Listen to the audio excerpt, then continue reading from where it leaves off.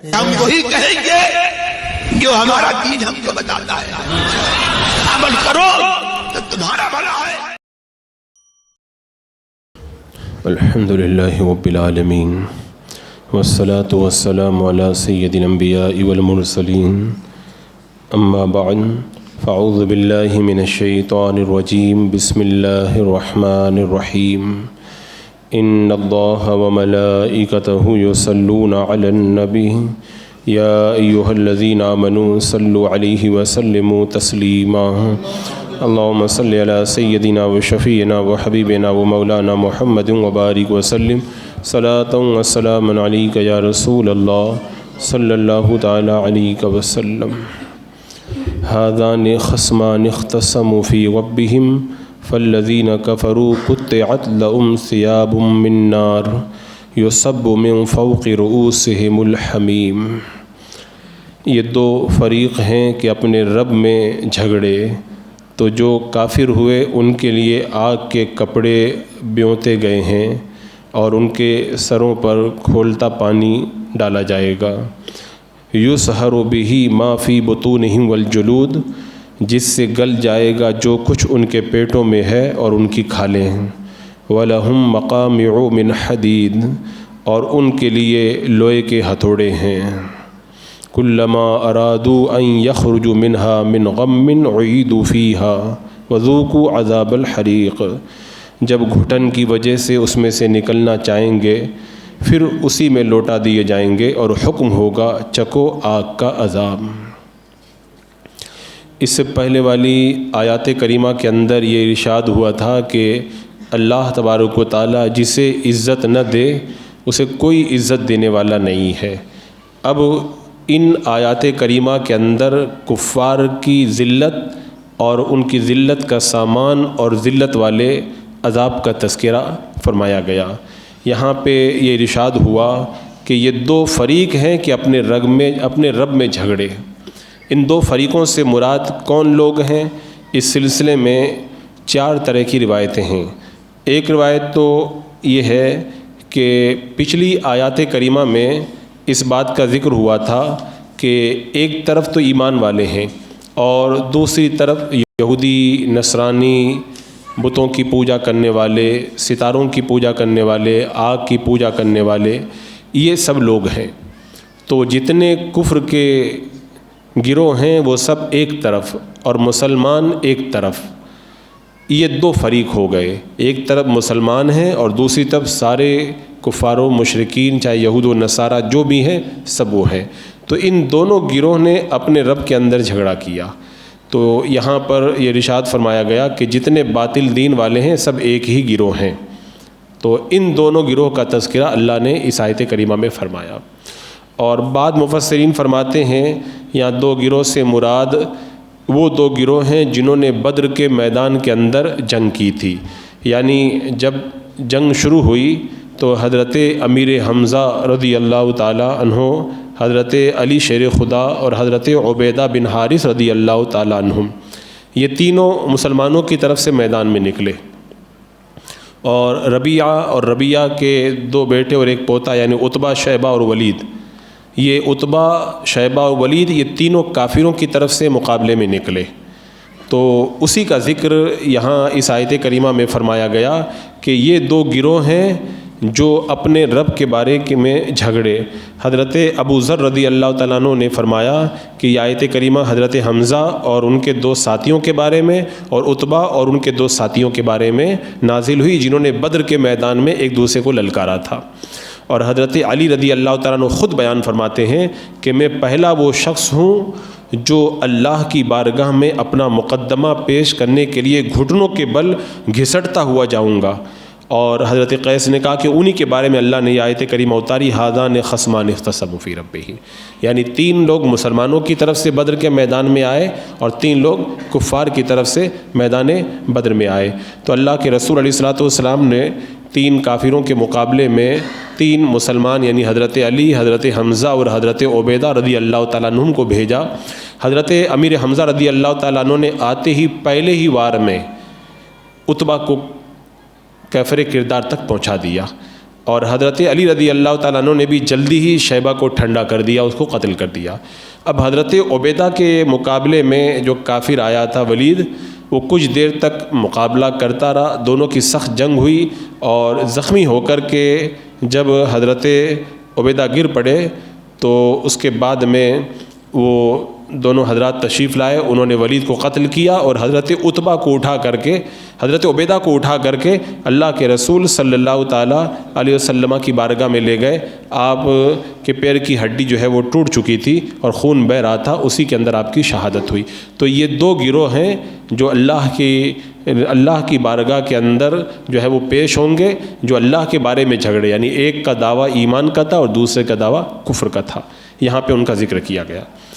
تیسرا قول یہاں پر یہ ہے کہ یہ آیت کریمہ جس کا یہاں پر ذکر ہے وہ ایک یہودی اور ایک مسلمان کے بارے میں نازل ہوئی۔ ایک بار ایک یہودی نے کہا مسلمان سے کہ ہم تم سے افضل ہیں، کیونکہ ہمارا دین تمہارے دین سے افضل، ہمارے نبی موسیٰ علیہ السلام تمہارے نبی سے افضل، ہماری کتاب جو ہے وہ تمہاری کتاب سے افضل۔ تو مسلمان نے جواب میں کہا کہ ہم تم سے افضل ہیں، کیونکہ ہمارے نبی سارے نبیوں کے سردار ہیں، اور ہماری کتاب پر ایمان لانا سب کے لیے ضروری ہے، اور تم لوگ یہودی حسد کی وجہ سے ہمارے نبی اور قرآن کو نہیں مانتے ہو، حالانکہ اللہ نے یہ سچا قرآن نازل فرمایا ہے۔ تو ان دونوں کے بارے میں یہ آیت کریمہ اتری تھی۔ ایک چوتھا قول یہ ہے کہ ان دو سے مراد جنت اور جہنم کا آپس میں گفتگو کرنا ہے، یعنی جنت اور جہنم کا آپس کے اندر مکالمہ ہوا جو معراج کی رات اللہ کے رسول صلی اللہ علیہ وسلم نے سنا۔ جنت نے کہا میں اللہ کی رحمت ہوں، جہنم نے کہا کہ میں اللہ تعالیٰ کا قہر ہوں، تو جنت نے کہا کہ میں اللہ تعالیٰ کا جمال ہوں، تو جہنم نے کہا کہ میں اللہ تعالیٰ کا جلال ہوں۔ تو ان دونوں کی آپس کے اندر گفتگو ہی اسی کا یہاں پہ ذکر ہے۔ بہرحال جو بھی روایت ہو، اور بہت سی روایتوں سے پتہ چلتا ہے کہ یہاں پہ راجح یہی ہے کہ حضرت علی اور حضرت امیر حمزہ اور حضرت عبیدہ جو مسلمان کفار کے مقابلے میں آئے تھے، ان گروہ کے بارے میں اللہ تبارک و تعالیٰ نے یہ آیت کریمہ نازل فرمائی تھی۔ تو ارشاد ہوا یہ دو فریق ہیں کہ اپنے رب میں جھگڑے تو جو کافر ہوئے، یعنی مسلمانوں کے مقابلے میں جو کافروں کی جماعت ہے ان کے لیے اللہ نے آگ کے کپڑے تیار کر کے رکھے ہیں۔ آگ کے کپڑے، یہ کتنا سخت عذاب ہے، اس کا آپ تصور کریں کہ دنیا میں تو یہ لوگ حق کی مخالفت کی آگ میں جلتے رہتے ہیں، اور پھر مرنے کے بعد ان کے لیے مناسب ہے کہ ان کو جہنم کی آگ میں جلایا جائے۔ اور آگ کے کپڑے کا مطلب یہ ہو گیا کہ پورا آگ میں ان کو ڈھانپ دیا جائے گا، کیونکہ کپڑا جو ہوتا ہے انسان کے پورے جسم کو ڈھانپ لیتا ہے، تو آگ کے کپڑے تیار کیے گئے۔ اس کا مطلب یہ ہے کہ آگ ان کو پوری طریقے سے گھیر لے گی۔ کون سی آگ؟ جہنم کی آگ۔ دنیا کی آگ جہنم کی آگ کے 70 جزوں میں سے ایک جز ہے، یعنی یہاں کی آگ جتنی گرم ہے اس سے 70 گنا زیادہ وہ سخت آگ ہے جہنم کی۔ اور جہنم کی آگ کو 1000 برس تک دھونکایا گیا، تب جا کے وہ سرخ ہوئی تھی، لال ہو گئی تھی۔ پھر 1000 برس تک اس کو جو ہے وہ دھونکایا گیا، تب جا کے وہ سفید ہوئی۔ پھر 1000 برس تک دھونکایا گیا تو جا کے ایک دم کالی ہو گئی۔ ایسی وہ کالی آگ ہے، اس کے اندر روشنی کا نام و نشان نہیں ہے۔ حضرت جبریل علیہ السلام نے قسم سے کہا تھا کہ سوئی کے ناکے کے برابر اگر جہنم کی آگ کو کھول دیا جائے تو اس کی گرمی سے سارے زمین والے مر جائیں گے۔ اور فرماتے ہیں کہ دنیا کی آگ خود یہ دعا کرتی ہے کہ اللہ مجھے جہنم کے اندر پھر مت لے کر کے جانا، اتنی سخت آگ ہے۔ اس آگ کے کپڑے اللہ تعالیٰ نے فرمایا کہ قطعت لهم ثياب من نار، ان کے لیے اس جہنم کی آگ کے کپڑے بیوتے گئے ہیں۔ اور یہ جہنم کی آگ جس سے جو ہے وہ دنیا کی آگ پناہ مانگتی ہے، لیکن انسان پھر بھی نہیں ڈرتا ہے۔ جہنم کی آگ سے انسان پھر بھی نہیں ڈرتا ہے، جہنم کی آگ سے ڈرایا جائے تب بھی گناہ کرتا ہوا نظر آتا ہے۔ اور اس آگ کا یہ حال ہے کہ سب سے ہلکا عذاب جس کو ہوگا اس کو کیا کیا جائے گا؟ جہنم کی آگ کی جوتیاں پہنائی جائیں گی تو دماغ کھولنے لگے گا۔ اور ایک روایت میں آتا ہے اللہ تعالیٰ اس بندے سے پوچھے گا جس کو جہنم کا سب سے ہلکا عذاب دیا جائے گا، اس سے پوچھے گا کہ اگر ساری زمین اگر تجھے دے دی جائے تو کیا اس آگ سے بچنے کے لیے تو پوری زمین دینے کے لیے راضی ہو جائے گا؟ تو سب سے ہلکے عذاب والا وہ بندہ کہے گا اللہ اگر ساری زمین مجھ کو دے دی جائے تو میں راضی ہوں کہ ساری زمین کوئی مجھ سے لے لے اور اس عذاب سے مجھ کو چھٹکارا مل جائے۔ یہ ہلکے عذاب کا معاملہ ہے۔ اور یہاں پہ اللہ تعالیٰ نے فرمایا قطعت لهم ثياب من نار، آگ کے اندر پوری طریقے سے ڈوبے ہوئے ہوں گے، سخت عذاب والے، تو ان کا عالم کیا ہوگا۔ اللہ کے رسول صلی اللہ تعالیٰ علیہ وسلم نے جہنم کے عذاب سے بارہا ڈرایا، اور اتنے پہ بات تمام نہیں ہو گئی، آگے ارشاد فرمایا کہ یصب من فوق رؤوسہم الحمیم، اور ان کے سروں پر کھولتا پانی ڈالا جائے گا۔ ایک تو پوری طرح آگ کے اندر گرفتار، اور اس کے بعد میں اوپر سے جو ہے وہ کھولتا ہوا پانی۔ یہ کھولتا ہوا پانی نہیں جو دنیا کا ہے، وہ جہنم کا کھولتا ہوا پانی۔ وہ جہنم کا کھولتا ہوا پانی کتنا سخت ہوگا اس کا اندازہ کوئی کیا لگا سکتا ہے۔ حضرت ابن عباس رضی اللہ تعالیٰ عنہ فرماتے ہیں کہ اگر اس پانی کا ایک قطرہ بھی پہاڑوں پہ ڈال دیا جائے تو وہ گل جائے، اور اس گرم پانی کو جب ان کے سروں پہ ڈالا جائے گا تو جس طرح ان کے جسم کے اوپر والے حصے پہ اثر ہوگا، اسی طرح ان کے جسم کے اندر بھی اثر ہوگا۔ ان کے پیٹ میں جو آنتڑیاں ہیں اور دیگر اجزاء ہیں وہ بھی جل جائیں گے۔ حدیث پاک میں ہے، حضرت ابو ہریرہ رضی اللہ تعالیٰ عنہ بیان فرماتے ہیں، اللہ کے رسول علیہ السلام نے ارشاد فرمایا کہ کھولتا ہوا پانی ان کے سروں کے اوپر اونڈیلا جائے گا، اور وہ کھولتا ہوا پانی ان کے جسم کے اندر داخل ہو کر کے ان کے پیٹ تک پہنچ جائے گا، اور جو کچھ ان کے پیٹ میں ہے اس کو کاٹ ڈالے گا، یہاں تک کہ وہ پانی ان کے قدموں کے نیچے سے نکلے گا، پھر دوبارہ ان کو ان کے سروں کے اوپر ڈالا جائے گا۔ یہ سخت عذاب ان کو دیا جائے گا۔ اور یہ ایک روایت میں ہے کہ ایک بار اللہ تبارک و تعالیٰ نے حضرت موسیٰ علیہ السلام سے فرمایا کہ اے موسیٰ، جہنم کو میں نے اس لیے نہیں پیدا کیا ہے کہ میری رحمت میں کوئی کمی ہے۔ اللہ تعالیٰ رحیم ہے، ساری دنیا کو جنت عطا فرما دے۔ رب نے ارشاد فرمایا موسیٰ، میں نے جہنم کو اس لیے نہیں پیدا کیا ہے کہ میری رحمت میں کوئی کمی ہے، بلکہ ارشاد فرمایا کہ میں نے جہنم کو اس لیے پیدا کیا ہے تاکہ دوست اور دشمن کی پہچان ہو جائے۔ کون اللہ پہ ایمان لاتا ہے، کون ایمان نہیں لاتا ہے، کون رب کی مانتا ہے، کون نہیں مانتا ہے، کون جنت میں جانے والے کام کرتا ہے، کون جہنم میں جائے۔ ورنہ اللہ کی رحمت تو وسیع، اللہ سب کو جنت میں داخل کر دے، لیکن رب نے فرمایا موسیٰ، میں نے جہنم کو اس لیے پیدا کیا تاکہ دوست اور دشمن کی پہچان ہو جائے۔ اور اس کے بعد میں رب تبارک و تعالیٰ نے جو آگے ارشاد فرمایا کہ یُسْحَرُ بِهِ مَا فِي بُطُونِهِمْ وَالْجُلُودُ، جس سے گل جائے گا جو کچھ ان کے پیٹوں میں ہے اور ان کی کھالیں بھی جل جائیں گی۔ اور آگے تیسرا عذاب وَلَهُمْ مَقَامِعُ مِنْ حَدِيدٍ، اور ان کے لیے لوہے کے گرز ہوں گے، ہتھوڑے ہوں گے۔ حدیث پاک میں ہے، اللہ کے رسول علیہ السلام نے ارشاد فرمایا کہ اگر جہنم کا ایک ڈنڈا اگر زمین پہ رکھ دیا جائے تو سارے جنات اور انسان مل کر بھی اس کو نہیں اٹھا سکتے۔ وہ ڈنڈا، وہ جہنم کا جو ہتھوڑا ہے اس سے مارا جائے گا ان کو، اور ایسا سخت عذاب ان کو ہوگا۔ اچھا، یہ آگے جو ارشاد فرمایا اللہ تبارک و تعالیٰ نے کہ کلما ارادوا ان یخرج منها من غم اعیدوا فیها، جب گھٹن کی وجہ سے اس میں سے نکلنا چاہیں گے پھر اسی میں لوٹا دیے جائیں گے، اور ان سے کہا جائے گا ذوقوا عذاب الحریق، اور حکم ہوگا کہ چکو آگ کا عذاب۔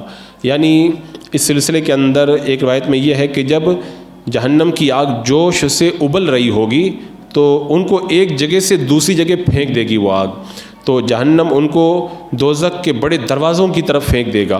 اس وقت وہ جب دروازے کے پاس پہنچیں گے تو نکلنے کا ارادہ کریں گے، تو اس وقت جو جہنم کا داروغہ ہے وہ لوہے کے ہتھوڑے سے ان کو مارے گا، اور مار کر کے دوبارہ جہنم میں پھینک دے گا، کہے گا چکو جہنم کا عذاب۔ اور ایک روایت میں یہ ہے کہ جب ان کو تکلیف بہت زیادہ ہو جائے گی تو وہ دوزخ سے نکلنے کی کوشش کریں گے، کناروں کے پاس آئیں گے تو فرشتے وہاں پہ جو موجود ہوں گے وہ ہتھوڑوں سے مار کر کے دوبارہ ان کو جو ہے وہ جہنم کے اندر ڈھکیل دیں گے۔ اور یہ کیسا سخت عذاب ہے اس کا اندازہ اس سے لگایا جا سکتا ہے کہ وہ جو ہتھوڑے ہوں گے زبانیہ فرشتوں کے پاس، اور ہر ایک جو ہے وہ ہتھوڑا کھلونے کی طرح اٹھائے ہوئے ہوں گے، حالانکہ سارے انسان اور سارے جنات مل کر بھی اگر اس کو اٹھانا چاہیں تو اس کو ہلا نہ سکیں، اتنا سخت ہے۔ اور جب دنیا کے اندر کسی بندے کو تکلیف ہوتی ہے، چاہے مالی تکلیف ہو، چاہے جسمانی تکلیف ہو، یا کسی بھی طرح کی تکلیف ہو، اس کو ایک امید رہتی ہے، ایک آسرا رہتا ہے کہ آج نہیں تو کل آسانی ہو جائے گی، پرسوں آسانی ہو جائے گی۔ لیکن جب بندے کو یہ پتہ چل جائے کہ آسانی کا کوئی راستہ ہی نہیں ہے تو اس کی تکلیف کتنی بڑھ جاتی ہے، اللہ اکبر۔ اب وہ جہنم سے نکلنے کی راہ بھی نہ پائیں گے، اور آپ حضرات نے بارہا سنا بھی ہے علماء کرام سے کہ ایک دن وہ بھی آئے گا کہ جنتیوں اور جہنمیوں کو پکارا جائے گا، اور پھر وہ جب جھانک کے دیکھیں گے تو موت کو مینڈے کی شکل میں لا کے ذبح کر دیا جائے گا۔ مطلب کیا ہوگا؟ جو جہنم میں چلا گیا ہے اب وہ جہنم سے کبھی نکلنا نہیں ہے، وہ کافر جہنم میں ہمیشہ ہی رہے گا۔ اور روایتوں میں آتا ہے کہ آخر میں کیا کیا جائے گا؟ کافروں کو ان کے قد کے برابر صندوق کے اندر بند کر دیا جائے گا، اور پھر اس صندوق میں بند کرنے کے بعد میں صندوق کے اندر آگ لگا دی جائے گی، اور اس کے بعد میں اس صندوق کو ایک آگ کا تالا لگایا جائے گا، اور پھر اس صندوق کو دوسرے صندوق کے اندر رکھ دیا جائے گا، اور دونوں صندوقوں کے بیچ کے اندر بھی آگ بھر دی جائے گی، اور پھر اس صندوق کے اوپر بھی آگ لگا دی جائے گی، اس پہ بھی آگ کا تالا لگا دیا جائے گا۔ پھر اس دونوں صندوقوں کو ایک تیسرے صندوق میں بند کیا جائے گا، اور ان کے درمیان بھی آگ رکھ کر کے اس کے اوپر بھی آگ ہوگی، اور اس پر بھی آگ کا تالا لگا دیا جائے گا۔ اب آپ اندازہ لگائیں کہ کوئی آدمی اگر مصیبت میں گرفتار ہو، دوسرے لوگوں کو دیکھ کر کے دیکھتا ہے یہ بھی گرفتار وہ بھی گرفتار، لیکن جب اندر سب چاروں طرف سے بند کر دیا جائے گا، اس کو کوئی اور نظر بھی نہیں آئے گا، تو کیا عالم ہوگا؟ اس کو لگے گا میں اکیلا ہی عذاب میں گرفتار ہوں، کوئی ہے ہی نہیں، لگتا ہے میں اکیلا ہی عذاب کے اندر جو ہے وہ مبتلا رہوں گا۔ اس وقت اس کی حسرت اور کیا عالم ہوگا، میں نے اس سے پہلے ایک روایت میں تفصیل کے ساتھ بتایا، وہ روئیں گے تو ان کا کیا عالم بنے گا، اللہ کو کیسے پکاریں گے، داروغہ جہنم کو کیسے پکاریں گے۔ تو اللہ تبارک و تعالیٰ نے یہاں پہ ارشاد فرمایا کہ جب وہ گھٹن کی وجہ سے اس میں سے نکلنا چاہیں گے تو اسی میں لوٹا دیے جائیں گے، حکم ہوگا چکو آگ کا عذاب۔ یہ پہلے کی بات ہے، لیکن آخر کے اندر تو نکلنے کا راستہ بھی بند ہو جائے گا، اور ان کو آگ کے صندوقوں کے اندر ایسا بند کر دیا جائے گا کہ اب وہاں سے باہر نکلنے کی کوئی راہ باقی نہ رہ جائے گی۔ ان آیات کو آپ پڑھیں اور سوچیں اور اندازہ لگائیں کہ دنیا کے اندر کافروں کی جو دھینگا مستی ہے، یا ان کا جو ظلم ہے، یا ان کا جو کر و فر بظاہر جو نظر آتا ہے، یہ کیا ہے؟ کچھ بھی نہیں ہے۔ اگر مسلمانوں کو اگر آج پریشان کیا جائے، ستایا جائے، تو یہ تو پریشانی ختم ہونے والی ہے۔ کتنی بڑی پریشانی، معمولی پریشانی ہے، ان کو اتنے بڑے عذاب میں گرفتار ہونا ہے اور نکلنا کبھی نہیں ہے۔ بندہ اس کا تصور کرے تب اس کو حقیقت کا پتہ چلے گا کہ اللہ تعالیٰ کتنا رحیم و کریم ہے اہل ایمان پر، اور اللہ تبارک و تعالیٰ کتنا کرم فرما رہا ہے۔ تو اس آیت کریمہ میں اللہ تبارک و تعالیٰ نے کافروں کی 3 حالتوں کو بیان کیا۔ ایک تو آگ کے کپڑے پہنائے جائیں گے، اور دوسری حالت یہ ہے کہ سروں پہ کھولتا ہوا پانی ڈالا جائے گا، اور تیسری حالت یہ ہے کہ لوہے کے ہتھوڑوں سے ان کی پٹائی ہوگی۔ آج اگر ہمارے سر پر کوئی لوہار ہو، اگر لوہار ہمارے سر پہ ہتھوڑا مار دینا تو ہم کو دن میں تارے نظر آئیں گے، اور یہ ہتھوڑا کیا کچھ بھی نہیں ہے، سارے انسان اور جنات مل کر کے جس کو اٹھا نہ سکیں، وہ ہتھوڑا جب سب کے اوپر پڑے گا تو کیا بنے گا؟ بندہ صرف ابھی تو اس کا تصور بھی کرنا چاہے تو تصور بھی نہیں کر سکتا ہے۔ ایسے سخت عذاب کے اندر یہ گرفتار ہوں گے۔ مسلمانوں کو گالیاں دینے والے، برا بھلا کہنے والے، مسلمانوں کی مسجدوں کو جو ہے وہ شہید کرنے کے لیے پڑھ تولنے والے، اسلام کے خلاف قانون بنانے والے، مساجد کے اندر داخل ہو کر کے بےہودگی کرنے والے، اللہ تعالیٰ ان کفار کو ایسے سخت عذاب کے اندر گرفتار فرمائے گا۔ اس کے بعد میں آنے والی آیات کریمہ میں اللہ تعالیٰ نے مسلمانوں پر جو انعام ہے اس کو بیان فرمایا۔